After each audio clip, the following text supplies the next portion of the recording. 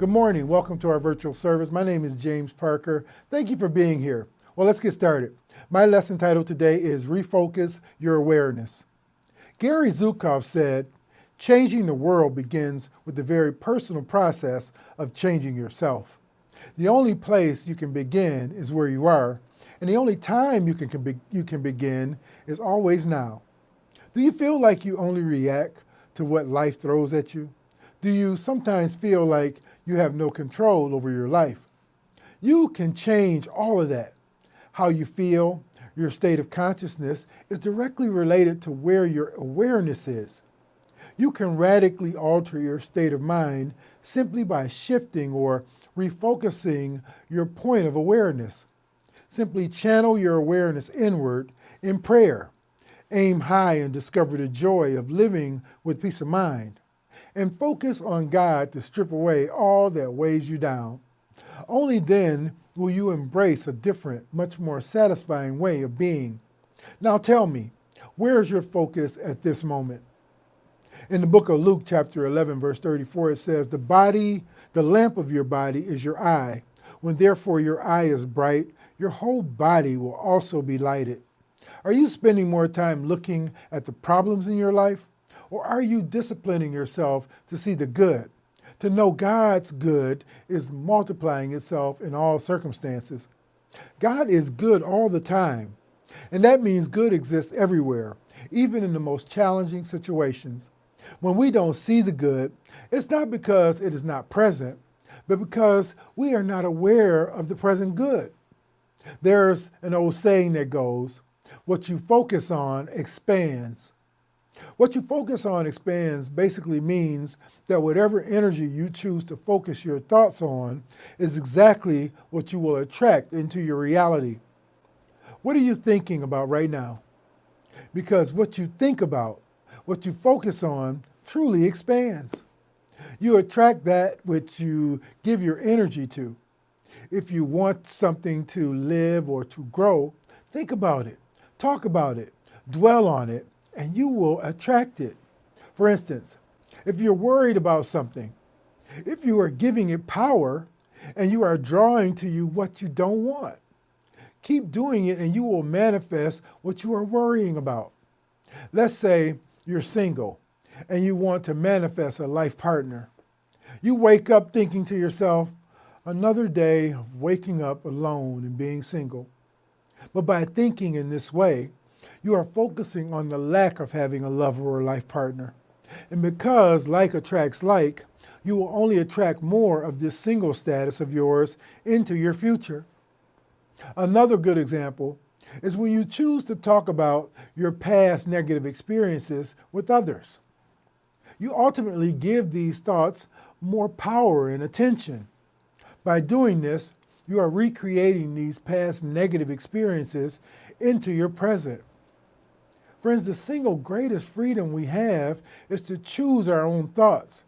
And that's why we must choose our thoughts very carefully. Consider the Bible story of David and Goliath. In the story, David, at that time a small shepherd boy, was bringing food to his brothers who were Israelite soldiers under King Saul's command. He heard of the giant Philistine soldier, Goliath, who was terrorizing the Israelites. So David volunteered to Saul, saying, let no man's heart fail because of him, because of that giant. Your servant I will go and fight this Philistine. At first, the king brushed off David. How could a mere kid take on a massive warrior? But David was persistent, perhaps even an annoyance. This story spends a lot of time describing Goliath's fearsome height, his bulk, and his weighty armor. They are vividly described for simple reasons to let us know this story is really about us. We tend to see the Goliaths of our lives, the problems, as massive and overwhelming. We measure ourselves against what feels immense, becoming entirely caught up in our belief about Goliath's power. Consider a Goliath in your life right now and ask yourself this question.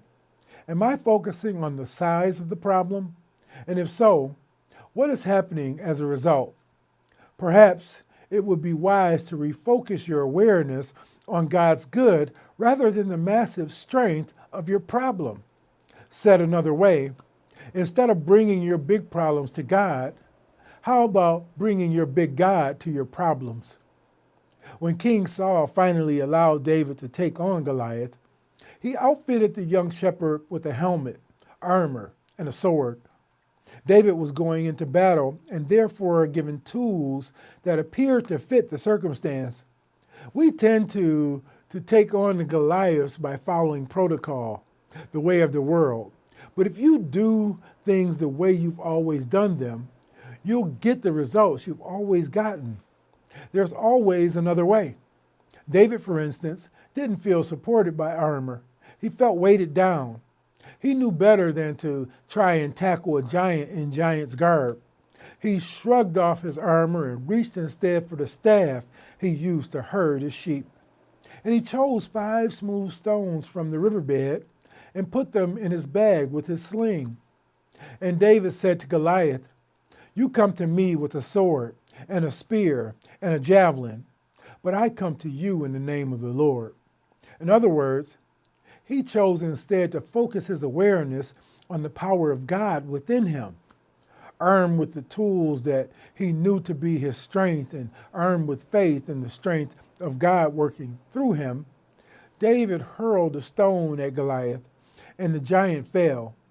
David knew that no matter how little he appeared, his faith was bigger than a boastful soldier. I don't know what your Goliath may be right now, but I do know that if you draw upon the resources that are natural to you, draw upon your faith in God, and like David, willingly step out, you will harness the divine strength that leads to greatness. The David experience says, "I can do this. My size isn't a barrier. My age isn't a barrier. My education isn't a barrier. And everything that looks like armor that I might put on to protect me really does nothing but confine me. Whatever I face is nothing compared to who I am." You don't need to add anything to become more powerful. The power is already within you, and it is greater than you know. Choose to refocus your awareness on this. Refocus your awareness by reminding yourself, there is no problem confronting me that can begin to match the awesome power of God within me. Friends, if we look deep within, we will always find the right thoughts. We will find the voice of God speaking in and through us. There once was a man who had nothing for his family to eat. He had an old shotgun and 3 shells. So he decided that he would go out and kill something for dinner. As he went down the road, he saw a rabbit, and he shot at the rabbit and missed it. Then he saw a squirrel and fired a shot at the squirrel and missed it. As he went further, he saw a wild turkey in the tree, and he had only 1 bullet, but a voice came to him and said, "Pray first, aim high, and stay focused." However, at the time, he saw a deer, which was a better kill.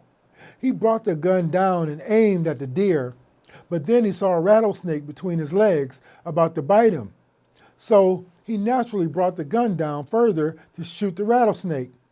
Still the voice said again to him, "I said, pray, aim high, and stay focused." So the man decided to listen to the voice. He prayed, then aimed the gun high up in the tree and shot the wild turkey. The bullet bounced off the turkey and killed the deer. The handle fell off the gun and hit the snake in the head and killed it. And when the gun had gone off, it knocked him into a pond.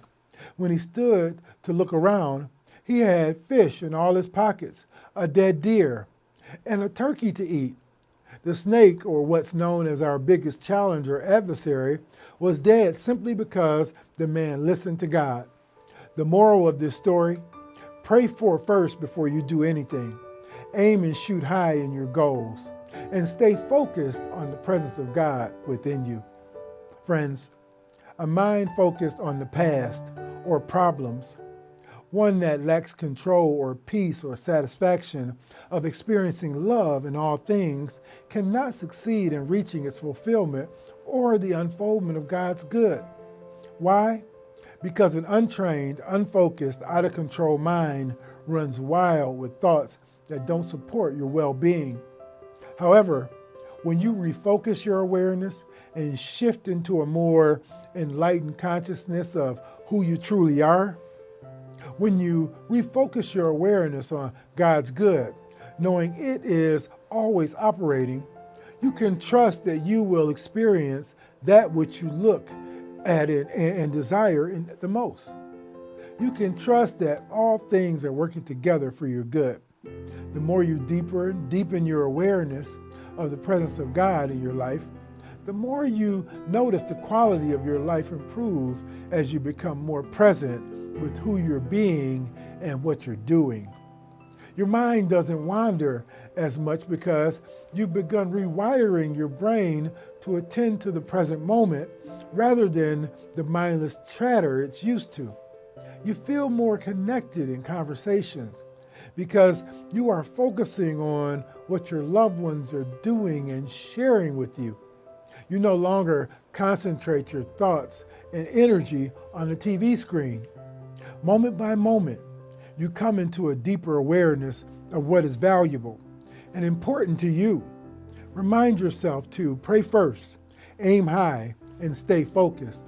If you do this, I promise, you will not only refocus or shift your awareness, but you will also achieve your highest and best expectations, find your purpose, reach your goals, and exceed your wildest dreams. So begin today. Refocus your awareness. Are you willing to do this with me today? Well, thank you all, and God bless you.